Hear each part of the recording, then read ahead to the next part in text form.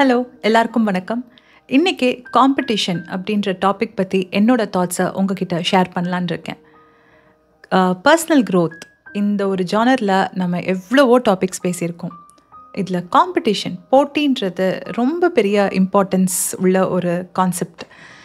நம்ம எந்த ஒரு ஸ்டேஜில் இருந்தாலும் சரி, ஸ்டூடெண்ட்டாக இருந்தாலும் சரி, ஜாப், பர்சனல் லைஃபாக இருக்கட்டும், ப்ரொஃபஷ்னல் ஃப்ரெண்டாக இருக்கட்டும், எங்கேயுமே இந்த காம்படிஷனுன்றது இருந்துக்கிட்டே தான் இருக்கும். பர்சனல் லைஃப்பில் எப்படி காம்படிஷன்? உங்களுக்கு டவுட் இருக்கலாம். நல்லா யோசிச்சு பாருங்களேன். பர்சனல் லைஃப்லனா நம்மளுக்கு சின்ன வயசுலேருந்தே ஏதாவது ஃப்ரெண்ட்ஸோட நம்மளை கம்பேர் பண்ணும்போது ஒரு சின்ன ஒரு போட்டி இருக்கும், ரிலேட்டிவ்ஸோட கம்பேரிசன். அப்பப்போ அந்த காம்படிஷன், அந்த போட்டின்றது அங்கங்கே எட்டி பார்த்துக்கிட்டே தான் இருக்கும். பர்சனல் க்ரோத் சைட்லேருந்து காம்படிஷன் அப்படின்ற ஒரு வேர்டை அப்ரோச் பண்ணி பார்க்கும்போது இந்த மாதிரி சொல்லி நீங்கள் கேள்விப்பட்டிருப்பீங்கள்ல, எனக்கு மற்றவங்க யாரும் போட்டி கிடையாதுங்க, எனக்கு நான் தான் போட்டி, நான் தான் என்னோடய பெரிய காம்படிட்டர், நான் என்னோட தான் கம்பேர் பண்ணிகிட்டே இருப்பேன். ஸோ அதுக்கு பின்னாடி இருக்கிற ரீசன் யோசித்து பார்த்துருக்கீங்களா? எனக்கு நான் தான் போட்டின்னு சொல்லும் பொழுது, இதுக்கு முன்னாடி நான் பெர்ஃபார்ம் பண்ணதை விட நான் இன்னும் பெட்டராக பெர்ஃபார்ம் பண்ணுறேனா, இதுக்கு முன்னாடி நான் இருந்த பர்சனை விட இப்போ நான் இன்னும் பெட்டரான பர்சனாக இருக்கேனா அப்படின்ற ஆங்கிள் தான் அங்கே வருது. ஸோ நான் தான் என்னோட பெரிய காம்படிட்டர் அப்படின்னு சொல்லும் பொழுது நம்மளோட கம்பேரிசன் எல்லாமே நமக்குள்ளே தான் இருக்குது, ரைட்? இப்போது அந்த காம்படிஷனை நீங்கள் உங்களுக்குள்ளே யோசித்து பார்க்கும் பொழுது நிறைய விதத்தில் அது உங்களுக்கு ஹெல்ப்ஃபுல்லாக இருக்கும். நீங்கள் மற்றவங்களோட கம்பேர் பண்ணும் பொழுது, மற்றவங்கள எல்லாரையுமே உங்களுக்கு பெரிய ஒரு போட்டியாக நினைக்கும் பொழுது, அங்கே ஏதோ ஒரு டைரெக்ஷன்லேருந்து ஒரு நெகட்டிவிட்டி வரதுக்கு சான்சஸ் இருக்குது. எல்லா நேரத்துலையும் சொல்லலை, பட் ஏதோ ஒரு வகையில் அந்த கம்பேரிசன் எட்டி பார்க்கும் பொழுது அங்கே ஒரு ஸ்ட்ரெஸ் ஃபேக்டர், அந்த சின்ன ஒரு ப்ரெஷர் எலமெண்ட் அந்த ப்ரெஷர் டு பெர்ஃபார்ம், அந்த ப்ரெஷர் டு ப்ரூவ், அதாவது நான் எப்படியாவது அதை நான் செஞ்சு காட்டணும், நான் அவங்கள விட நான் பெட்டராக பெர்ஃபார்ம் பண்ணி காட்டணும், அந்த கம்பேரிசன் வரும் பொழுதே அங்கே அந்த ப்ரெஷர் எலமெண்ட் எட்டி பார்க்கும். ஸோ அங்கே தான் நம்மளோட ஃபுல் பொட்டென்ஷியலை நம்மளுக்கு ரீச் பண்ண முடியாமல் போகும். நம்ம தான் நமக்கு போட்டி அப்படின்னு நினைக்கும் போது எல்லாமே அதனால நம்மளுக்கு நிறைய பெனிஃபிட்ஸ் இருக்குது. அதில் நம்பர் 1, நம்மளோட ஸ்கில்ஸ் இம்ப்ரூவ் ஆகும்.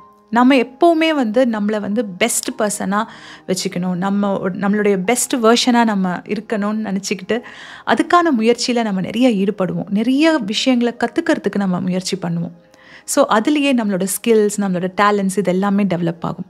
அடுத்தது ரெசிலியன்ஸ். நான் முன்னாடியே சொல்லியிருக்கேன், ரெசிலியன்ஸுன்றது என்ன நடந்தாலும், இப்போ நம்ம ஒரு இலக்கு வச்சுருக்கோம், அதுக்காக முயற்சி பண்ணுறோம், ஏதோ ஒரு காரணங்களால் நம்மளுக்கு சக்ஸஸ் ஆகலை, அப்படி ஏதோ சேலஞ்சஸ் வருது, நிறைய போராட்டங்கள் வந்தாலும், என்ன நடந்தாலும் அதை சமாளித்து திரும்ப மறுபடியும் முயற்சி பண்ணுறதுக்கு, திரும்ப மறுபடியும் அந்த ஜேர்னியில் தொடர்ந்து பயணிக்கிறதுக்கு ஒரு பெரிய ஒரு தைரியம் கொடுக்குற அந்த எபிலிட்டி தான் அந்த ரெசிலியன்ஸ்.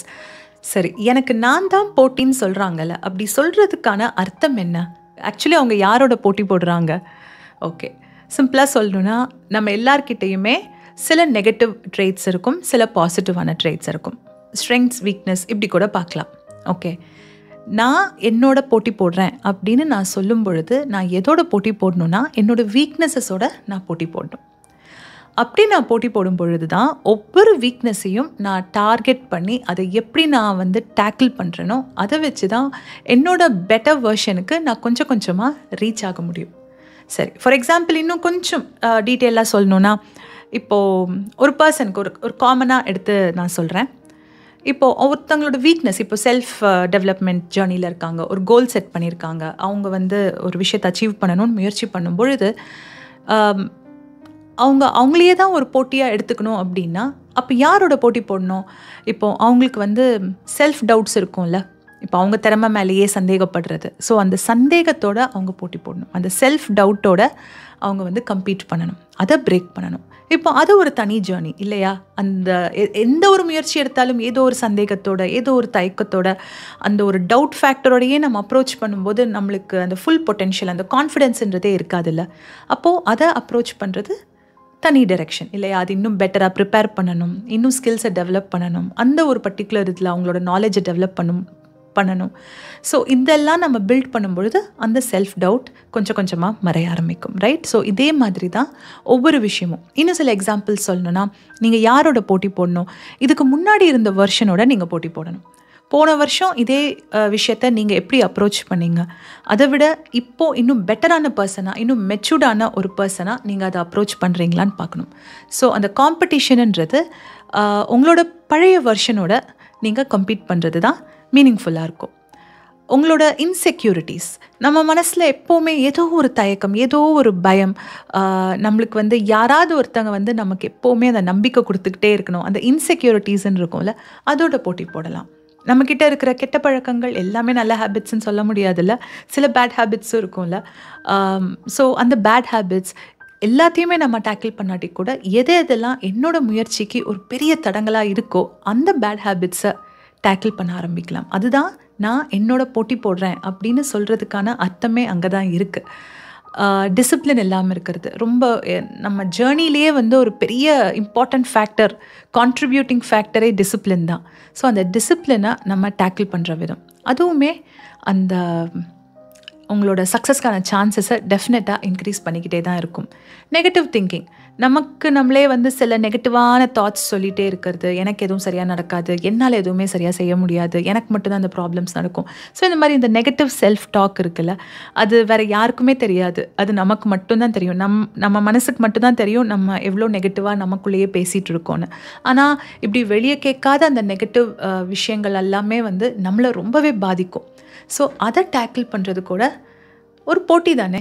நான் என்னோட போட்டி போடுறேன்றதுக்கான அர்த்தமே இதெல்லாம் தான். நம்மக்கிட்ட இருக்கிற அந்த வீக்னஸஸை நம்ம எப்படி டேக்கிள் பண்ணுறோன்றதுல தான் நம்ம இன்னும் பெட்டரான பர்சனாக வரதுக்கான எல்லா சான்சஸையுமே இன்க்ரீஸ் பண்ணுது. பேசிக்லி நிறைய அனலைஸ் பண்ணுவோம். நம்மளுடைய தவறுகள் என்ன, நான் எங்கே சரியாக செயல்படுறேன், எங்கெங்கே நான் மிஸ் பண்ணுறேன், எங்கே நான் கேப்ஸ் விடுறேன், என்னென்ன விஷயங்களை நான் திருத்திக்கணும், எதெல்லாம் நான் திருத்திக்கிட்டால் நான் இன்னும் பெட்டரான பர்சனாக ஆக முடியும். ஸோ அந்த செல்ஃப் அனாலிசிஸ் வந்து என்றைக்கு நான் தான் என்னோடய போட்டியாளர் அப்படின்னு நான் நினைக்கும் பொழுது அந்த செல்ஃப் அனாலிசிஸ் நான் நிறைய செய்ய ஆரம்பிப்பேன். ஸோ ஆட்டோமேட்டிக்காக அந்த அனாலிசிஸ் பண்ணும் பொழுது நம்மளுக்கு ஒரு க்ரோத் ஃபேக்டரும் மெதுவாக டெவலப் ஆக ஆரம்பிக்கும். ஸோ உங்களோட வீக்னஸஸோட கம்பீட் பண்ணுங்கள். அந்த நெகட்டிவ் ட்ரெய்ட்ஸ் எல்லாமே கொஞ்சம் கொஞ்சமாக அதோட போட்டி போட்டு கொஞ்சம் கொஞ்சமாக அதை வின் பண்ணும் பொழுது நம்மக்கிட்ட இருக்கிற அந்த பாசிட்டிவ் ஸ்ட்ரெங்ஸ் எல்லாமே பூஸ்ட் ஆகும். அண்ட் ஆன் த ஹோல் பார்க்கும் பொழுது ஒரு பெட்டரான பர்சனாக நம்ம டெவலப் ஆகிட்டே இருப்போம். Wish you all the very best. மறுபடியும் வேறு ஒரு எபிசோடில் உங்களை சந்திக்கிறேன். Until then, take care, by.